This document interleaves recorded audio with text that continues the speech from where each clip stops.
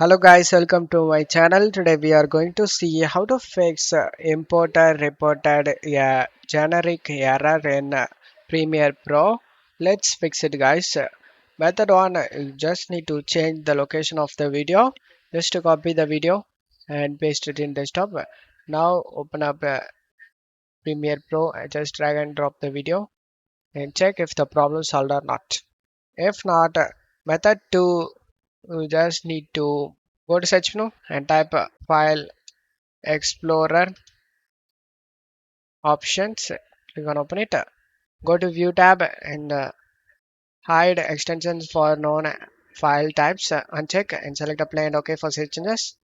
Now in our video you can able to see mp4. Just right click on our video and select rename option, and next to the dot you just need to type caps letter mts and press enter. Select yes. Now the video format has been changed. Now open up Premiere Pro, just drag and drop the video over here. And now the problem should be fixed. And that's it for today's video guys. Give me a like and subscribe. Thank you.